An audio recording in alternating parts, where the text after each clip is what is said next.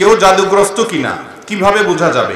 শরীরে কোন লক্ষণগুলো দেখলে বোঝা যাবে যে কালো জাদু করা হয়েছে? আসসালামু আলাইকুম ওয়া রাহমাতুল্লাহি ওয়া বারাকাতুহু। সুপ্রিয় দর্শক শ্রোতা, কালো জাদু করলে কিভাবে বুঝবেন কুফরি কালাম, কালো জাদু, তাবিজ কবজ করলে আপনি কিভাবে বুঝবেন, কোন আলামতগুলি দেখে বুঝবেন, আজকে আমরা সেটাই জানবো ইনশাআল্লাহ।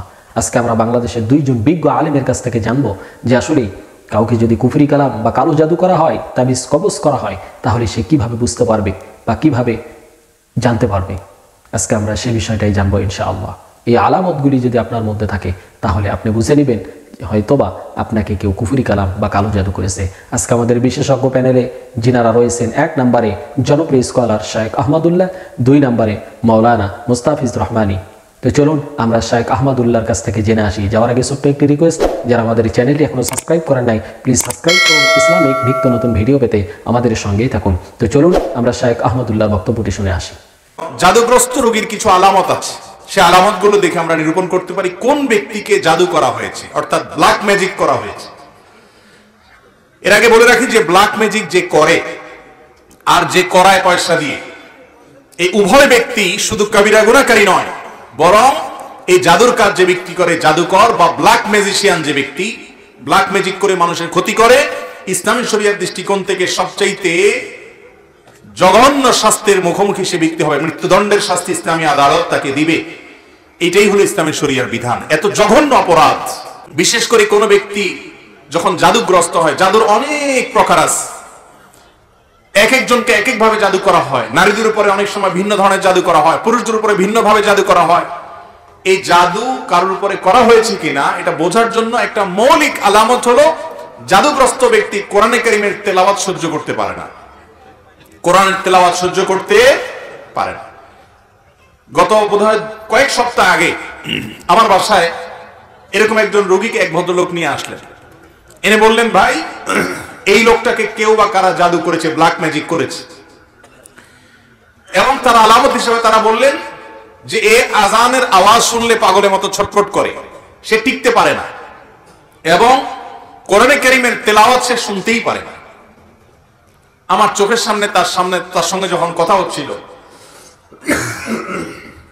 কোরআনে কারীমের তেলাওয়াত শুনে তার শরীরে আমি নিজে চোখের সামনে দেখলাম যে তার পাগুলো, আঙ্গুলগুলো এরকম সব বাঁকা হয়ে যাচ্ছে, পুরো শরীর কোকড়ায় বোকড়ায় যাচ্ছে ভয়ঙ্কর ভাবে। আমার বিজ্ঞান মনস্ক ভাইরা, কোরআন তেলাওয়াতের সময় কেন এমন হয়, তেলাওয়াত শেষ আবার শেষ স্বাভাবিক, এটার কোনো ব্যাখ্যা কিয়ামত পর্যন্ত হয়তো দাঁড় করাতে পারবেন না। এই জাদুর অস্তিত্বকে অস্বীকার করার কোনো সুযোগ নেই। কোরআনে কারীমে আল্লাহ রাব্বুল আলামিন জাদুর অস্তিত্বের কথা উল্লেখ করেছেন, জিনের উপদ্রব হয় সে কথা আল্লাহ তাআলা কোরআনে উল্লেখ করেছেন। এই জন্য কোন ব্যক্তি জাদুগ্রস্ত কিনা এটা বোঝার জন্য একটা মৌলিক আলামত হলো কোরআনে কারীমের তেলাওয়াত সাধারণত জাদুগ্রস্ত রোগী সহ্য করতে পারে না এবং অস্থির হয়ে যায়, কখনো শরীর ফুলে ওঠে, কখনো ছটফট করে, কখনো সে তেলাওয়াত বন্ধ করার জন্য তার যত জোর আছে তত জোর দিয়ে চেষ্টা করে। আমার পরিচিত অনেক মানুষ আছে এমন, যাদের কথা জানি আমরা, কোরআন তেলাওয়াত তারা সহ্য করতে পারে না। এটা একটা আলামত যে এই লোকটাকে ব্ল্যাক ম্যাজিক করা হয়েছে। এরকম আরো বহু আলামত আছে। কখনো কখনো ব্ল্যাক ম্যাজিক করা হলে এই ব্যক্তি দিন দিন শুকায় যায়, খেতে পারে না, বাসার থেকে বের হতে পারে না, বিছানা থেকে উঠতেও পারে না ভালো করে। এমনিতে তার মধ্যে কোনো রোগ নেই। গত জুমার আগের জুমার সম্ভবত এরকম এক রোগীর কাছে এক ভদ্রলোক আমাকে নিয়ে গেলেন। তার দেশের বাইরে বিভিন্ন নামি দামি হাসপাতালে ট্রিটমেন্ট করেছে, অনেক বড় বড় ডাক্তার দেখিয়েছে, তার কোনো রোগ ধরা পড়ে না, কোনো ডায়াগনোসিস হয় না। তার সমস্যা হলো তিনি বিছানা থেকে উঠতেই পারেন না, দুর্বল হয়ে পড়ে থাকে, এবং সমস্ত ট্রিটমেন্ট করার পর খোলাসা আসলে তার শরীরে আসলে তেমন কোনো রোগই নেই। শরীরে কোন লক্ষণগুলো দেখলে বোঝা যাবে যে কালো জাদু করা হয়েছে? এটা খুব গুরুত্বপূর্ণ একটি প্রশ্ন, এবং অনেকেই এখন আমাদের কাছে, আমি ফিল করি যে প্রায় জুমাতে মুসল্লিরা জুমার নামাজের পরে অনেকেই এই বিষয়ে প্রশ্ন করেন যে হুজুর আমাকে কালো জাদু করা হয়েছে কিনা। যেমন গত জুমাতেই আমার কাছে এক পরিবারের 2 ভাই এসে আমার কাছে বলছিল যে হুজুর আমাদের পরিবারে এমন হয়েছে, বিবাহ শাদী আসে, সবকিছু ঠিক হয়, কিন্তু হঠাৎ করে ভেঙে যায়, আমার বোনটারও বিয়ে হচ্ছে না, আমরাও বিয়ে করতে পারছি না। তো আব্বা আম্মা খুব হতাশ হয়ে ঢাকা থেকে দেশে গেলেন। ঢাকা থেকে দেশে যাওয়ার পরে একটা গাছ কাটা হলো আমাদের বাড়ির সামনে, পুরো গাছের ভিতরে শুধু পেরাক আর পেরাক, লোহা গাড়া আছে। তো এই পেরেকগুলো দেখে আমরা খুব আশ্চর্য হয়ে গেলাম, এবং সেখানে রক্ত লেগে আছে এমন একটা দৃশ্য আমরা দেখলাম। পেরেকের মধ্যে রক্ত লেগে আছে, এবং সেটা গাছকে বেদ করে কিভাবে ভিতরে গেল? এই প্রশ্ন তাদের প্রত্যেকের, যে এটার কারণে আমাদের কাছে মনে হচ্ছে কেউ আমাদের ক্ষতি করার চেষ্টা করছে এবং চূড়ান্ত ভাবেই আমাদের ক্ষতি সাধন করার চেষ্টা করে সে হয়তো সফল হচ্ছে, এটা তাদের প্রশ্ন। তো এইরকম প্রশ্ন এখন একজন দুইজনের না, হাজারো মানুষের, যে আসলে কোন আলামত দেখলে আমরা বুঝবো যে কেউ কালো জাদু করেছে। এই ভাইয়ের ক্ষেত্রে যেটা করা হয়েছে এটা একটা কালো জাদু। এরকম আরো অসংখ্য জাদু হতে পারে, যেমন আপনার বালিশের ভিতরে আপনি নখ পেলেন, বালিশের ভিতরে আপনি পেলেন যে আপনার মাথার চুলের একটা অংশ কোনো কিছু দিয়ে সেটা মুড়িয়ে আপনার বালিশের ভিতর দিয়ে রেখেছে। আপনার চাউলের ভিতরে আপনি পেলেন, চাউলের ভিতরে হিন্দুদের চিতা থেকে পুরানো একটা অংশ, চিতার পুরানো একটা অংশ আপনার চাউলের ভিতরে। এই জন্য ড্রামের চাউলগুলো ভালো করে চেক করে নেওয়া। দুষ্ট জিনদের মাধ্যমে এই কাজগুলো করা হয়। অনেক সময় দেখবেন চাউলের ভিতরে কোনো একটা অংশ দুর্গন্ধ ছড়াচ্ছে, চিতা থেকে মানুষের পুরানো একটা লাশের অংশ এনে আপনার চাউলের ভিতরে দিয়ে দেওয়া হয়েছে, যাতে করে আপনি ক্রমশ দুর্বল হয়ে যান, অসুস্থ হয়ে যান। এইরকম নানাভাবে ব্ল্যাক ম্যাজিক আমাদের সমাজে নানাভাবে করা হয়। শরীরের মধ্যে আলামত খুঁজে পাওয়া যায় ঠিক তখন আপনি ঘুমাতে গেলেন, হঠাৎ করে দেখবেন ঘুম ভেঙে যাচ্ছে প্রচন্ড ভয়ঙ্কর স্বপ্ন দেখে। প্রতিনিয়ত এই ধরনের ভয়ঙ্কর স্বপ্ন আপনার স্বপ্নের মধ্যে আসছে। আপনি দেখতেছেন সাপ আপনাকে দৌড়াচ্ছে, আপনি দেখতে পাচ্ছেন আপনি ছাদ থেকে পড়ে যাচ্ছেন, প্রতিনিয়ত একরকম স্বপ্ন দেখছেন।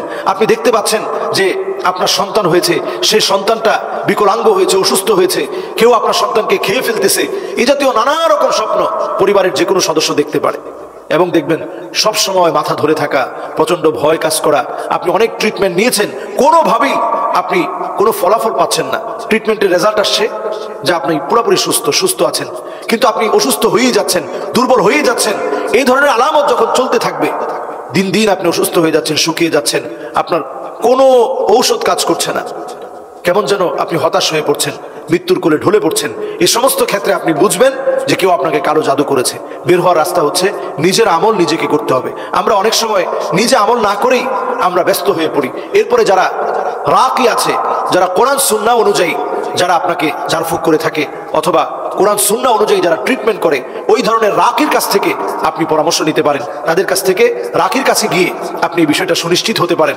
আমরা এখনকার সময় দেখেছি অনেক রাকি আছে যারা অত্যন্ত ভালো, যারা কোরআন দিয়ে, কোরআনুল কারীমের আয়াতগুলো দিয়ে যারা মানুষের চিকিৎসা করে থাকে। তাদের কাছ থেকে চিকিৎসা নেওয়া যেতে পারে, কারণ এটা এতটা মারাত্মক, যে ব্যক্তি ভুক্তভোগী হয়েছে সে বুঝে এটার যন্ত্রণা কত বেশি।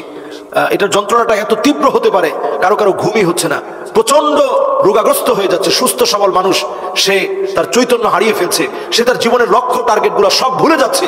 এই সমস্ত ক্ষেত্রে অনেক সময় দেখা যায় যে প্রবাসে আছে, বাংলাদেশে বসে তার ক্ষতি করার চেষ্টা করছে, তার নখ, তার চুল এগুলো রেখে দিয়ে ব্ল্যাক ম্যাজিক করে ওই মানুষটাকে ধ্বংস করার চেষ্টা করছে। এজন্য নবী আলাইহিস সালাম বলেছেন, হাদ্দুস সাহিরি দরবাতুম বিসাইফ, যেই লোকটা এই ধরনের জাদু করবে তার শাস্তি হচ্ছে মৃত্যুদণ্ড।